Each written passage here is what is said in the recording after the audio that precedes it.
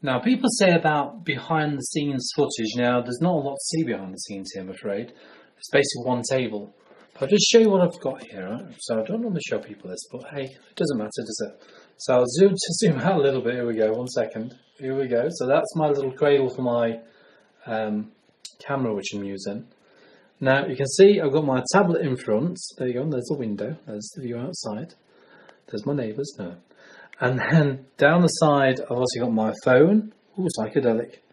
So that's controlling this camera. Alright, that's how I control the camera, so I can make sure that what I see is what you can see, if you know what I mean. So I don't miss too much off. I do occasionally. And then to the side, I've got my mixing palette, which is now my ceramic one. There you go. And my half pan paints, which are mostly Winsor & Newton. In fact, they all are, I see on those. My colour swatch, which I like to use.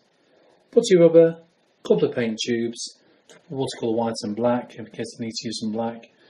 My water pot, which got broken on the corner.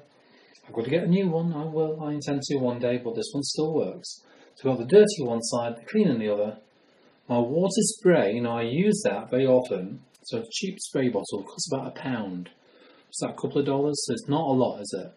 And I very often, 5 minutes or so before I start the paint, spray my half pans before I start. At least that kind of softens them up a little bit before I get stuck in. I've got plenty of tube paints down there. There you go. Loads and loads of brushes galore. I've always got a little good stock of brushes. My brush holder. There we go. One of kind of self-made, something I made up. Because obviously the problem that we tend to have is that when the brushes are in these little slots here, they tend to be upside down with the bristles at the top, which means the water and the bristles soak into the metal ferrule, which is that metal bit on the end, and then splits the hairs apart and also breaks the wood as well. That takes all the paint off the wood sometimes. So that's why I store them that way around and not the other way around. You would normally point them upwards. Okay, mixing palettes and all bits and bobs there. There's my printer, working my way around. Tucked in the spare bedroom. There's my laptop, my other glasses. Spare bed, not that we use it. And we're all the way around. There we go. Palettes and so forth, all sorts of stuff. So this is where I work and where I reside during the daytime in my professional. Well, that's Joe, my partner, by the way. Let's have a look at Joe. There she is. Vertical focus on Joe. There you go. That's my partner, Joe. And there you are. That'll give us some ideas on my local radio. Sorry. That'll give us some ideas on how I tend to work during the daytime. So that's my little artist working area.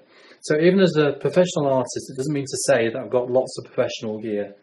So, and as I said many times before with watercolour, let's pop that back in there. Excuse the noise. Get in there. And as I said many times before in watercolour, is that you don't necessarily need all the expensive equipment to kind of work with. You really don't. Get the best you can afford and work from that. That's all I recommend, okay? Always buy the best you can afford. If you can afford decent paper, go for the Bockingford. It's a mid-range paper. That's what I use here. And this is on my kind of stretcher board, as you can see. So I've got my climbing rope down the side here. You can just see that. I won't pick it out, so I don't want to take it off.